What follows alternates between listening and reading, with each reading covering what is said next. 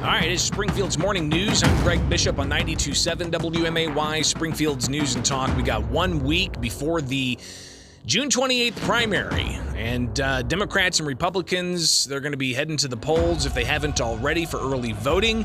And it's going to be an interesting day come Tuesday, so we'll keep you posted on all of that. But joining us in studio is a candidate for the 95th House District. He is looking to take on State Representative Tim Butler for that district. He's Kent Gray joining us. Kent, thanks for taking time with us. How you doing? Thanks for having me back. Great to be here this morning. The roosters were crowing outside at the neighbor's house when I pulled up. It's pretty fun to watch them in the morning sometimes, and all of the goofy things that chickens can do. Yes. But no, I appreciate that too. It's nice to get out in the morning and walk to the radio station and see those chickens and roosters do their thing. So let's get into it, Kent. You of course are looking to take on an incumbent. Tim Butler, he's in leadership in the Illinois House. What's your chief criticism against him? Well, the main reason that I got into this race is the issue of taxes, and it really kind of frosted me that he voted to double the Illinois gas tax and diesel tax, and then have it go up 5% every single year forever. And then as I got farther into it and started talking to other folks that are in the legislature and around the Republican Party, there's this whole kind of smaller establishment crew in the Illinois legislature that keeps voting for Democrats' plans to raise your taxes. Now, just in the last 5 or 6 years, the local Republicans around here have voted to increase our income taxes by 32%. And then Representative Butler supported that person who made the deciding vote and then went on to vote for an increase in the online sales tax of 44%, doubling the gas tax, adding a parking tax so that if you pay to park your car, you get charged to park it. Representative Tim Butler, if you drive a car, he's going to tax you when it moves, and he's going to tax you as soon as you stop. So these are obviously some things that at that time were heavily debated, and as you said, it kind of split the Republican Party to a degree, with some Republicans in both the House and Senate voting with Democrats to increase the gas tax, doubling it with that tag of annual inflation every year to increase the gas tax. But the comments were, we need to maintain roads. How are we going to be maintaining roads without the doubling of that gas tax? Well, of course, we do have an overall state budget that we've used for years to improve roads. And while you can't use road money to do things for state government, you can use state government money to improve roads. And I think the clearest indicator to this is if you look around Illinois, are our roads really that great? Is there a reason why we have the second highest gas tax in the United States to have this level of roads? Because when I drive around to other states that don't have this level of gas taxes, they have, in general, better roads than we do.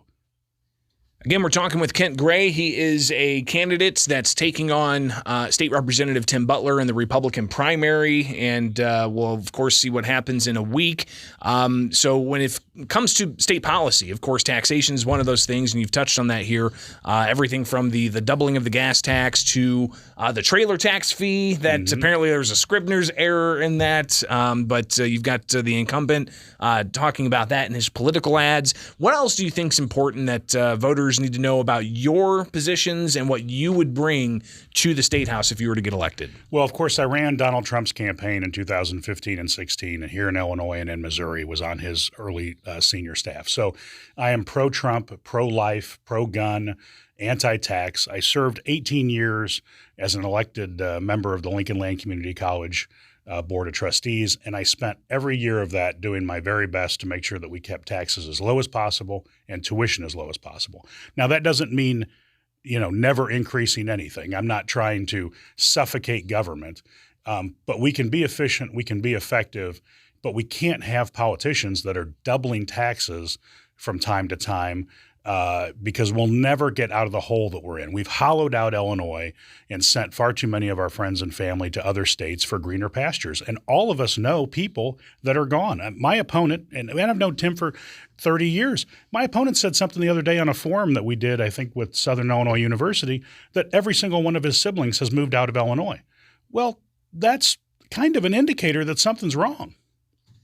Kent, there's a ton of other issues from economics to how government's being run, but also the issue of bipartisanship. We started talking about the doubling of the gas tax with Republicans joining Democrats and voting for that back in 2019 as part of a large, Rebuild Illinois capital program.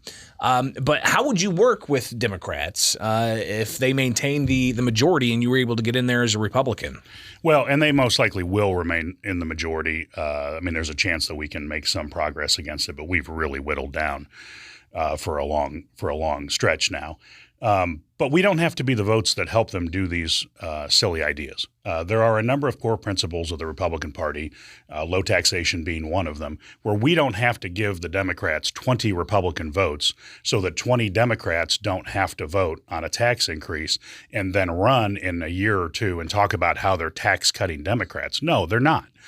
We get scammed on too many of these deals. For very small amounts of trading. Maybe somebody gets a bridge in their district or they get an overlay on some road or something like that.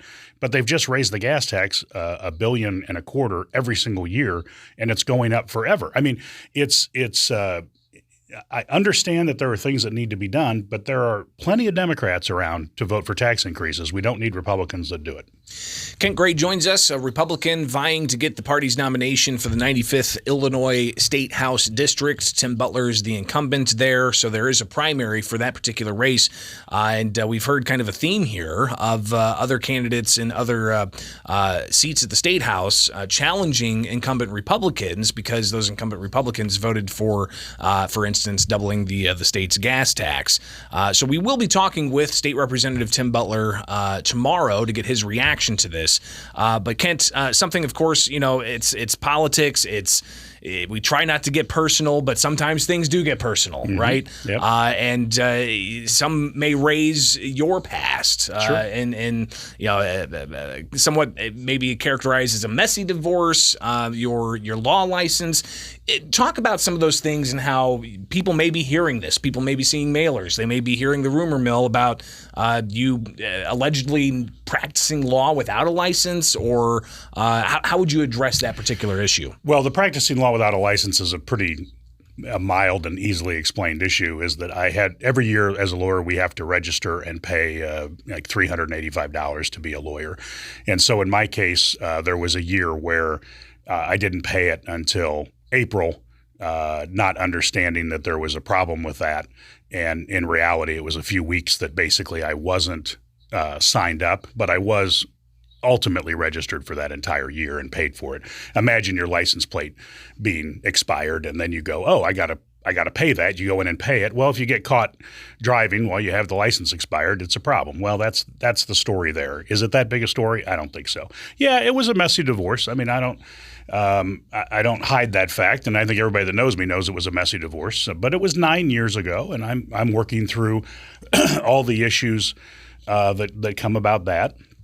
And so, you've probably, if you're in the Republican primary voter list, you probably got text messages over the weekend, anonymous text messages, which are illegal under federal and state law, from someone talking about the nastiest things they can say about me in politics.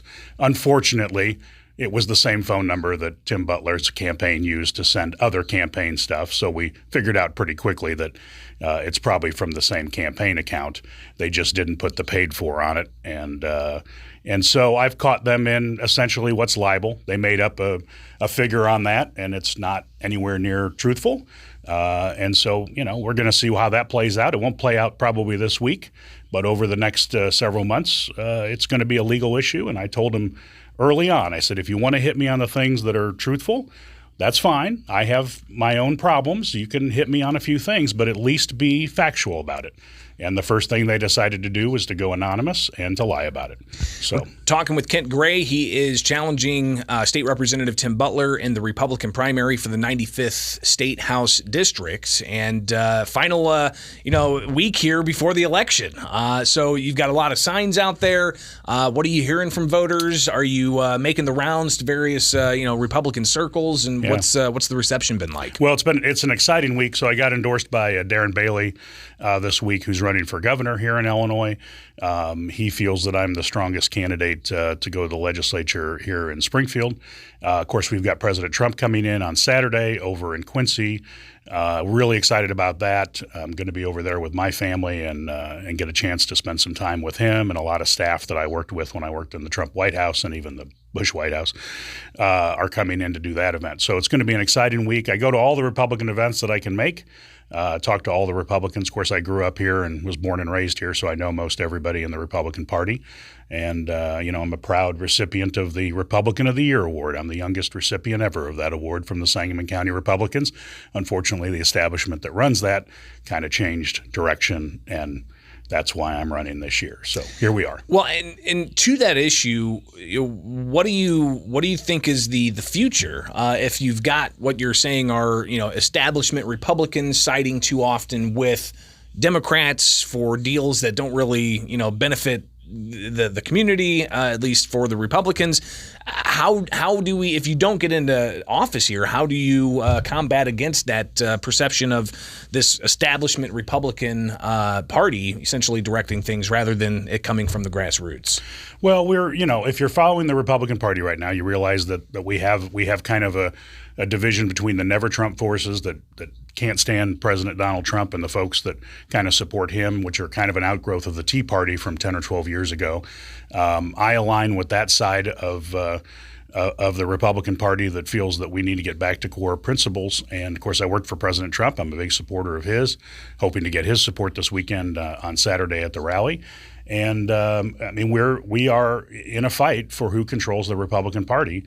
And this is my race against Representative Butler is one skirmish in that larger fight. But we've got to keep doing it because the Republican Party cannot be the Democratic Party light. And that's what the establishment Republicans, and certainly in this county, seem to want to do. Again, Kent Gray, he is a Republican taking on Tim Butler in the Illinois primary, June 28th. You've got 1 week early voting going on for a handful of more days as we head towards next Tuesday. So we're going to hear a lot more about this and other races all week long. Kent, thank you so much for taking time with us today. Thanks, Greg. Have a great day. You too. It is Springfield's Morning News. I'm Greg Bishop on 92.7 WMAY, Springfield's